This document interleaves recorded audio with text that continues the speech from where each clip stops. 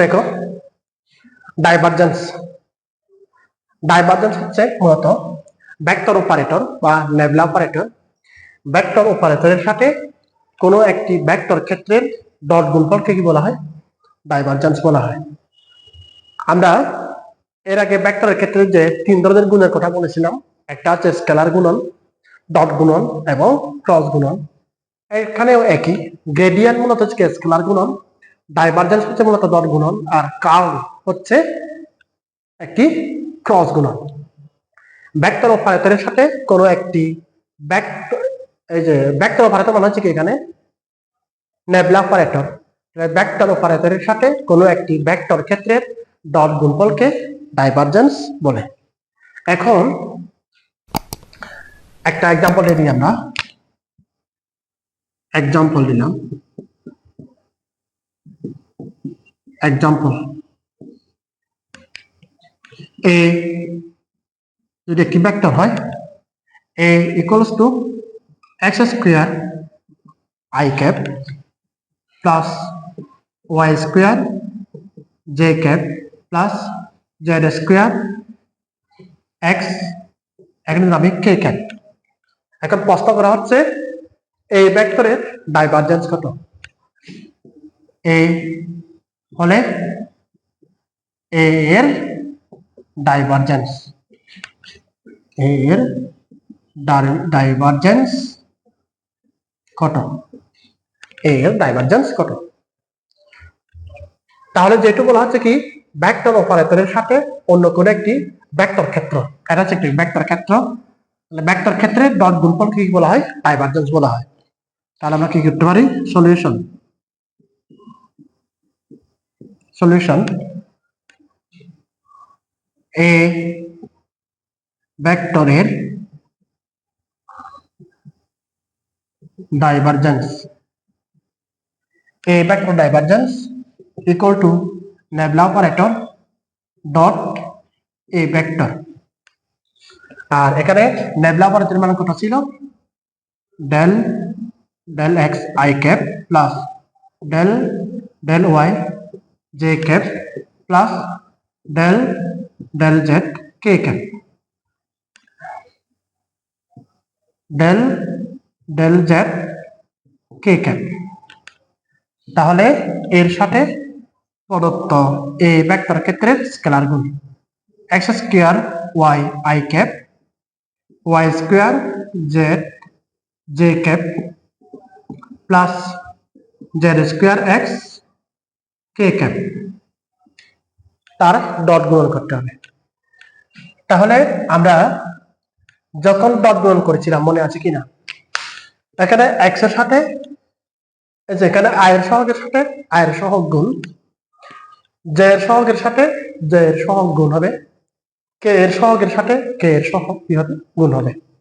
তাহলে যদি গুণ করা হয় del del x x square y plus del del y y square z plus del del z z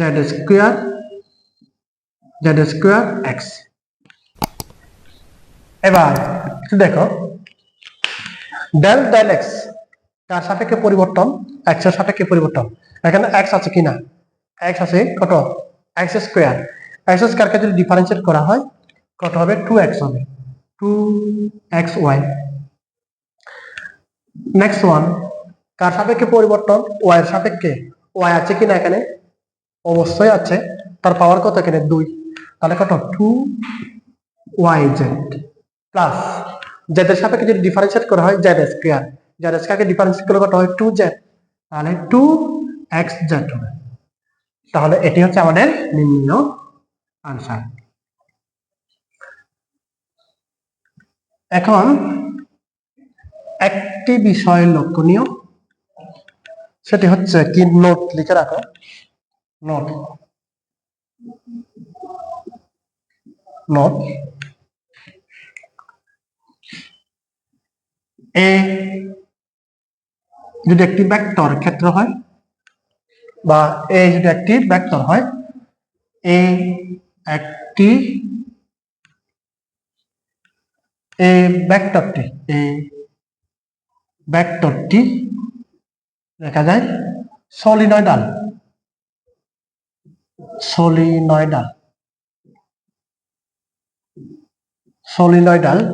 এই ভেক্টরটি সলিনয়েডাল হবে যদি তার ডাইভারজেন্স অর্থাৎ তার নেবলা পদার্থের সাথে ডট গুণন যদি কি হয় 0 হয়, যদি 0 হয়। এখন সলিনয়েডাল মানে হচ্ছে যার পরিবর্তনটা কি হয় মূলত 0 হয়। এখন এটা বোঝার জন্য আমি যদি একটা এক্সাম্পল দিয়ে দিই, ধরে দিলাম যে একটা নালা, এই নালার মধ্যে হচ্ছে কি পানি প্রবাহিত হচ্ছে, এটি কি হয় পানি প্রবাহিত হয়, পানি প্রবাহিত হচ্ছে এবং এই নালাটির প্রতিটি অংশে তার হচ্ছে কি এখানে প্রস্থ সমান সবকিছু সমান। তাহলে দেখো এই নালার মধ্য দিয়ে এখানে যে পরিমাণ পানি প্রবেশ করবে, এইদিকে যে পরিমাণ পানি প্রবেশ করবে আর এখানে পানির পরিমাণ যা হবে এদিকে হচ্ছে কি পানির পরিমাণ একই হবে না, একই হবে। আর এখানে পানির যে প্রবাহ পাওয়া যাবে অর্থাৎ পানির প্রবাহ অর্থাৎ পানির গতি যদি এখানে 5 মিটার পার সেকেন্ড হয়, ধরে নিলাম এখানে হচ্ছে 5 মিটার পার সেকেন্ড, আর এখানে কত হবে 5 মিটার পার সেকেন্ড হবে যদি এই নালাটির প্রস্থ সব জায়গায় সমান হয় এবং একই পরিমাণ পানির দিকে প্রবাহিত হয়। তাহলে এই নালাটির বা এই পানির নালাটির এই পয়েন্টে পানির বেগ এবং এই পয়েন্টের পানির বেগ, এখানে পানির বেগ হচ্ছে তার মান আছে 5 মিটার পার সেকেন্ড এবং বেগ একটা নির্দিষ্ট দিক রয়েছে, এদিকে প্রবেশ করে এবং এদিকে হচ্ছে কি বের হয়ে যায়, তার মানে তার দিকও রয়েছে আর হচ্ছে কি তার মানও রয়েছে।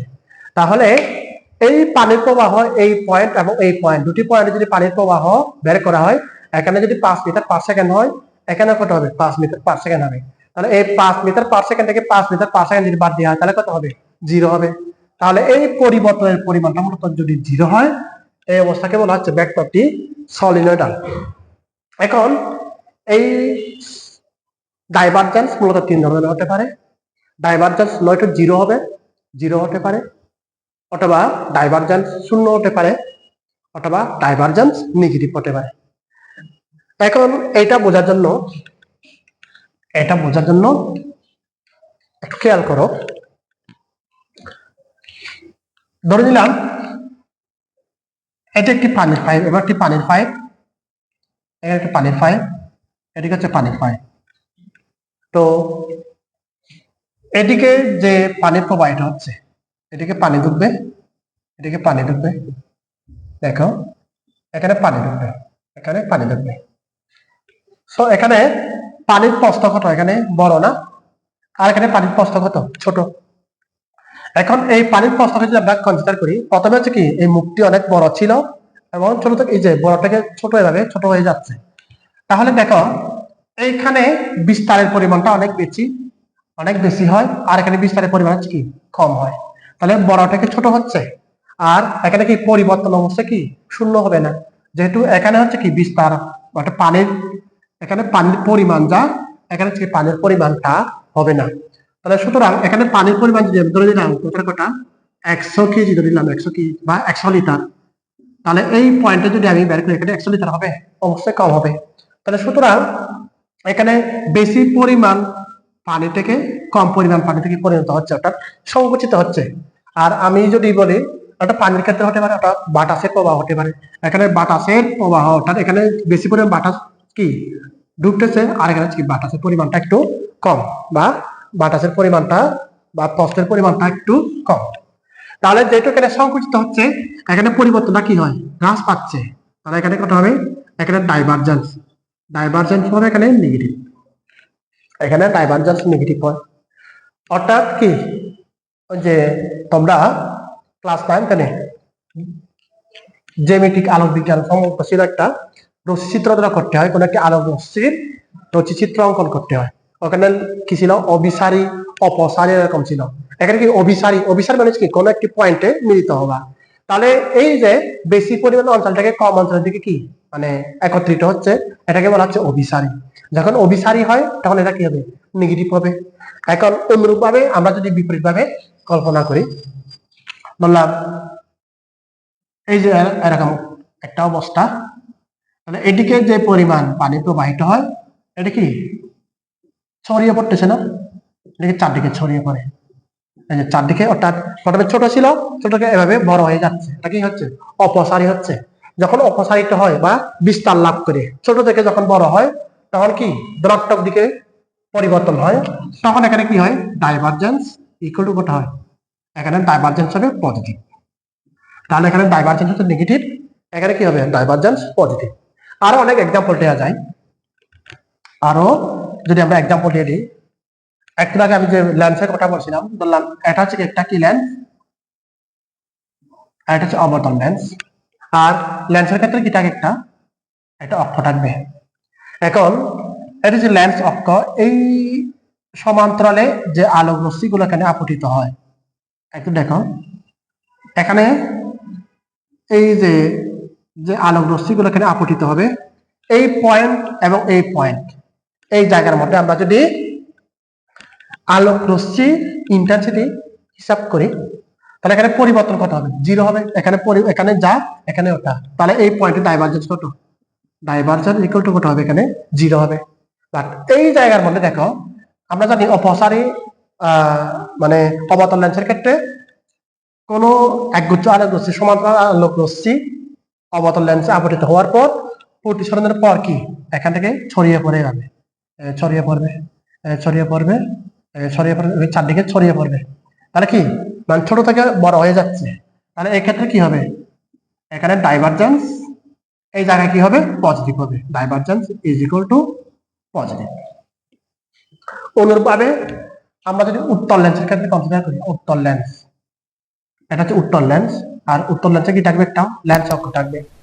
আর এর সমান্তরালে মূলত যে আলোক রশ্মিগুলো আপতিত হয়, যে আলোক রশ্মিগুলো আপতিত হবে এই পয়েন্টে বা এদিকে লেন্সে অক্ষের বাম দিকে ডাইভারজেন্স কত হবে, জিরো, এখানে পরিবর্তন নাই। কিন্তু লেন্সের এখানে আপতিত হওয়ার পর এই প্রতিসরিত রশ্মিগুলো হচ্ছে কি একটি পয়েন্টে মিলিত হয়, এভাবে একটি পয়েন্টে মিলিত হয়, মানে কি হয়, এটা অভিসারী হয়, একটি পয়েন্টে মিলিত হচ্ছে, তার মানে কি এখানে ছোট হয়ে যাচ্ছে। তাহলে এখানে ডাইভারজেন্স কত হবে, ডাইভারজেন্স এটা কত হবে, নেগেটিভ হবে। তাহলে এইভাবে হচ্ছে কি আমরা পরিবর্তনটা বের করতে পারি। পরিবর্তনটা যদি বেশি হয়ে যায় মানে পজিটিভ দিকে এগিয়ে যায়, অর্থাৎ কি যদি অপসারী হয় তখন পজিটিভ হয়, আর যদি অভিসারী হয় তখন কি হবে, এখানে নেগেটিভ।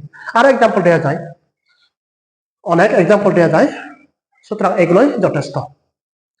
এখন আমরা দেখবো হচ্ছে কার্ল।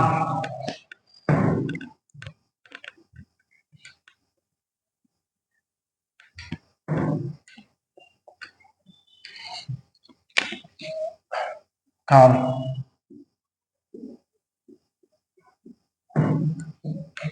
কার্লটা হচ্ছে কি ভেক্টর অপারেটরের সাথে, ভেক্টর অপারেটরের সাথে, ভেক্টর অপারেটরের সাথে অন্য কোন ভেক্টর, অন্য কোন ভেক্টর ফিল্ডের,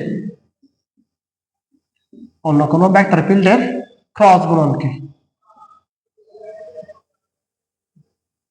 ক্রস গুণনকে কি বলে, কার্ল বলে, কার্ল বলে,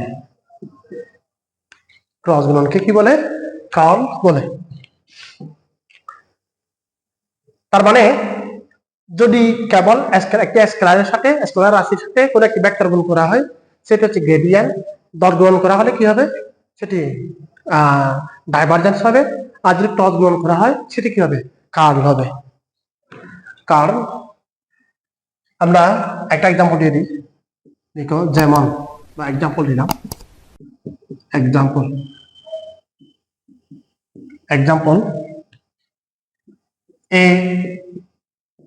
ইকুয়াল টু, যদি এখানে কত হয়, এক্স স্কোয়ার ওয়াই একটু আগে আমি যে ভেক্টর ফিল্ডটা এক্সাম্পল দিয়েছিলাম ডাইভারজেন্সের ক্ষেত্রে, আমি ওটা এখানে উল্লেখ করতেছি। এক্স স্কোয়ার ওয়াই এখানে আই ক্যাপ দিয়ে দিই, Y square Z J cap plus Z square X into K cap. এটা হলে এ এর কার্ল কত, এর কার্ল কত হবে। এবার একটু দেখো, আমি সলিউশন লিখে দিচ্ছি এখানে। সলিউশন এ একটি ভেক্টর ক্ষেত্র হলে এর কার্ল ইকুয়ালস টু কত, নেবলা অপারেটর ক্রস এ ভেক্টর, যেহেতু ভেক্টরের সাথে নেবলা অপারেটরের যে ক্রস গুণন সেটি হচ্ছে কি কার্ল। তাহলে নেবলা অপারেটর কি ছিল, del del x i cap plus del del y j cap plus del del z k cap cross এখানে কত x square y i cap plus y square J z J cap plus Z square x কত k cap. এটাকে আমরা কি করে নিব, cross গুণন করে দিব। আমরা ভেক্টরের ক্রস গুণন নিয়ে আলোচনা করেছিলাম। ক্রস গুণন কিভাবে করতে হয় দেখো, এখানে থাকবে আই ক্যাপ জে ক্যাপ এবং K cap, I cap J cap এবং কে ক্যাপ। প্রথমত কি হবে, del del X del del Y del del Z. তারপর নেক্সট ওয়ান, এখানে আই এর সহগ কত, x square Y Y square J Z square X. এবার দেখো তাকে কিভাবে না হিসাব করবো বা ক্যালকুলেট করবো।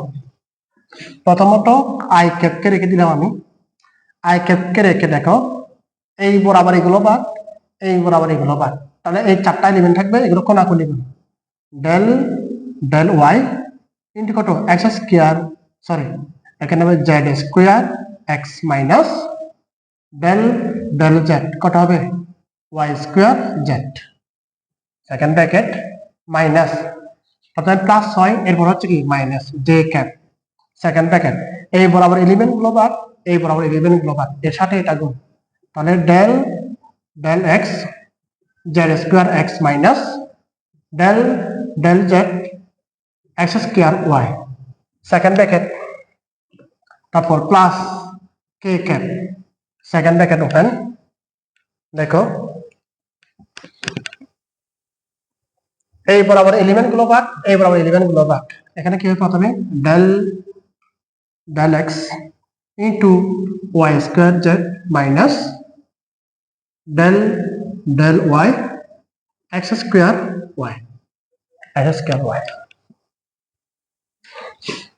তাহলে যদি হিসাব করা হয় দেখো কার সাপেক্ষে ডিফারেন্সিয়েশন, ওয়াই এর সাপেক্ষে, এখানে ওয়াই আছে কি, এখানে ওয়াই নেই যেহেতু কত হবে, এখানে আই ক্যাপ দিলাম 0 হবে মাইনাস যাদের সাপেক্ষে ডিফারেন্সিয়েশন, যার আছে কিনা, যার আছে যার পাওয়ার 1 তাকে ডিফারেন্সিয়েট করলে 1 হবে, 1 এর সাথে ওয়াই স্কয়ার গুণ দাও, ওয়াই স্কয়ার থাকবে মাইনাস জে ক্যাপ, এক্স এর সাপেক্ষে ডিফারেন্সিয়েশন, এক্স আছে এখানে যার পাওয়ার 1 তাকে ডিফারেন্সিয়েট করলে কত হবে জেড স্কয়ার মাইনাস জেড এর সাপেক্ষে ডিফারেন্সিয়েশন, এখানে জেড নেই তাহলে 0 প্লাস কে ক্যাপ, এক্স এর সাপেক্ষে ডিফারেন্সিয়েশন এক্স নেই তাহলে 0 মাইনাস ওয়াই এর সাপেক্ষে ডিফারেন্সিয়েশন তাহলে কত হবে এক্স স্কয়ার, তাহলে আলটিমেটলি কি পাওয়া যায় minus y square i cap minus z square j cap plus sorry minus x square কত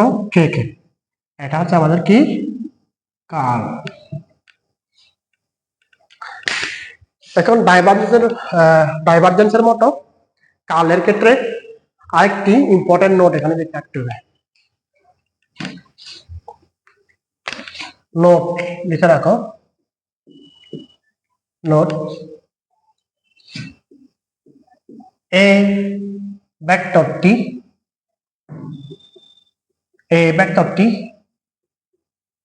ঘূর্ণনশীল। এই ভেক্টরটি ঘূর্ণনশীল হবে যদি কি হয়, তার নেবলাভারের সাথে ক্রস গুণন বা তার কার্ল কি হয়, ইজ নট ইকুয়াল টু 0 হয়, ইজ নট ইকুয়াল টু 0।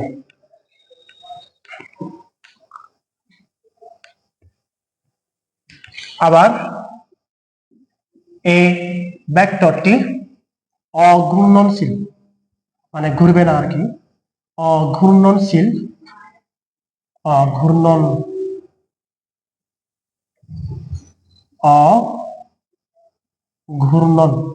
অঘূর্ণনশীল হবে যদি নেবলাপারেটর ক্রস এই ভেক্টর ইকুয়াল টু 0 হয়। তাহলে এখানে ঘূর্ণন নেই মানে হচ্ছে কি, কোনো মান পাওয়া যাবে না, 0 হবে।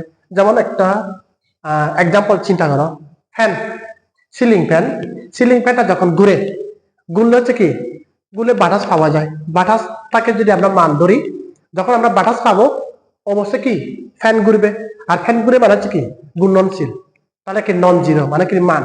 যখন একটি মান পাওয়া যায় তখন ভেক্টরটি মাস কি হবে, ঘূর্ণনশীল হবে। তো অনুরূপভাবে যখন আমরা কোনো বাতাস পাবো না মানে হচ্ছে কি ওখানে ফ্যানের কোনো ঘূর্ণন নেই, সুতরাং যখন 0 হয় তখন হচ্ছে কি এটি অঘূর্ণনশীল। আমরা এভাবে মনে রাখতে পারি। অথবা আমরা এর ক্ষেত্রে ওই ডাইভারজেন্সের ক্ষেত্রে একটা এক্সাম্পল দিয়েছিলাম, ওই যে পানির নালা, অথবা আমরা একটা ছোট্ট নদী কনসিডার করতে পারি। একটা ছোট্ট নদী দেখো, এই নদীর মধ্য দিয়ে ধরে নিলাম এই বরাবর কি হয়, পানি প্রবাহিত, এই বরাবর পানি প্রবাহ রয়েছে, পানি প্রবাহ। তাহলে দেখবা যদি নদীর নালা অথবা পানির নালা হয়, যখন বৃষ্টি হয়, বেশি পরিমাণ যখন বৃষ্টি হবে তখন এই নালার মধ্য দিয়ে যখন পানি প্রবাহিত হয়, তাহলে এই নালার মধ্য দিয়ে যদি কোনো একটি চাকতি, মানে গোলাকার একটি চাকতি অথবা কোনো একটি শুকনো ফাটা হতে পারে যেটি গোলাকার, যখন ওই গোলাকার চাকতি এই নদীর নালার মধ্য দিয়ে ভেসে যাবে, ধরলাম এই পয়েন্টে, দেখবা যখন মাঝখান দিয়ে এই চাকতিতে এদিকে ভেসে যাবে, তখন এই চাকতি থেকে মানে উপরের দিকে বা এই পাশে নদীর নালার বা নদীর যে প্রস্থ বা নালাটির যে পার্শ্বটা, এখান থেকে এর দূরত্ব যদি পরস্পর সমান হয়, তাহলে এই চাকতির এইদিকে যে পরিমাণ ধাক্কা লাগবে, এদিকে যখন ধাক্কা দিবে তখন চাকতিকে এদিকে ঘুরাতে চেষ্টা করবে, এই যে এই বরাবর ঘুরাবে। আর চিন্তা করে বললাম এই যে কলমটা যদি বেঁচে যায় এদিকে যদি চাপ দিয়ে দিই, তখন কি এভাবে ঘুরে যাবে না, এভাবে ঘুরে যাবে। তো সিমিলারলি যখন এই চাকতিটি এই বরাবর দিকে ভেসে যাবে বাসমান অবস্থায়, তখন এই বরাবর পানির যে প্রেসার হবে, ওই পানির প্রেসার দিয়ে চাকতিটি এই বরাবর ঘোরার চেষ্টা করবে। তো সিমিলারলি আর এদিকে যে প্রেসার হবে, ওই প্রেসারের জন্য চাকতিটি আবার এই বরাবর ঘোরার চেষ্টা করবে। তাহলে দুই দিকে যদি বল পরস্পর সমান হয়, ধাক্কার পরিমাণ যদি সমান হয়, তখন চাকতিটি না ঘুরে সোজা এভাবে না ঘুরে কি চলতে থাকবে। কিন্তু এই পাশ দিয়ে একটি চাকতি যাওয়ার সময় দেখবা এদিকে হচ্ছে কি পানির পরিমাণটা বেশি, এদিকে হচ্ছে কি পানির পরিমাণটা কম, তাহলে এই বরাবর যে পরিমাণ ধাক্কা লাগবে বেশি, এই দিকে হচ্ছে কি কম পরিমাণ ধাক্কা লাগবে। আর এদিকে যদি বেশি পরিমাণ ধাক্কা লাগে তখন হচ্ছে কি এই বরাবর ঘুরতেই থাকবে, এদিকে ঘুরতে হবে, ঘুরতে এই চাকতিটি এদিকে কি প্রবাহিত হবে। অনুরূপ ভাবে এইখানে যদি একটি চাকতি হয়, তাহলে এইদিকে যে পরিমাণ পানির ধাক্কা, এদিকে যে পরিমাণ পানির ধাক্কা, তাহলে এদিকে কি ধাক্কার পরিমাণ বেশি হবে, এদিকে কি কম হবে। আর এদিকে যদি ধাক্কার পরিমাণ বেশি হয়, চাকতিকে এই বরাবর ঘোরানোর চেষ্টা করবে, অর্থাৎ এই চাকতি ঘুরবে এই বরাবর। তাহলে দেখো মাঝখানের যে চাকতিটি দুই দিক থেকে যেটু সমান ধাক্কা লাগে, এই চাকতিটি না ঘুরে সোজা দিকে চলে যায়, তাহলে এই মাঝখানের যে চাকতি এর ক্ষেত্রে কার্ল মানে হচ্ছে কি, ধরলাম কার্ল নিলাম মানে ক্রস গুণন, এর ক্ষেত্রে কার্ল কত হবে, কার্ল ইকুয়াল টু 0। আর এখানে কি curl is not equal to 0, আর এখানে কি হবে curl is not equal to 0। তাহলে যদি গুণনশীল হয়, গুণনশীল হলে 0 হবে না, একটা মান পাওয়া যাবে, ঘুরতে থাকবে। আর যদি অগুণনশীল হয় তখন কি হবে 0 হবে। তাহলে এই 0 নন 0 এই জিনিসটা মূলত আমি একটু আগে এক্সাম্পল ছাড়া ফ্যানের ক্ষেত্রে যে একটি এক্সাম্পল দিয়েছিলাম আমরা সেটি ধরে কি করতে পারি, মনে রাখতে পারি। যদি বাতাস পাওয়া যায়, বাতাস পেলে কি ফ্যান ঘুরবে, ওটা আমি বাইরে থেকে বাতাস মানে প্রবাহিত বাতাস মানে আমি ফ্যানের বাতাস নিয়ে কনসিডার করতেছি। যখন ফ্যানের বাতাস পাওয়া যাবে তখন কি ফ্যানটি ঘূর্ণনশীল থাকবে। আর ঘূর্ণনশীল হলে কত, তার কালের মান কত, একটা মান পাওয়া যাবে, তার শূন্য হবে না। আর যখন শূন্য হবে মানে কি কোনো বাতাস নেই, সুতরাং এখানে হচ্ছে কি ফ্যানের কোনো ঘূর্ণন থাকবে না। এই হচ্ছে আমাদের কাল। তাহলে আমরা ঠিক এরপরে গ্রেডিয়েন্ট, তারপর ডাইভারজেন্স এবং কার্ল নিয়ে আরো কয়েকটি এক্সাম্পল দেখব, যেন আর কোনো অস্পষ্ট না থাকে এই টপিকটি নিয়ে অথবা ভেক্টর ক্যালকুলাস নিয়ে।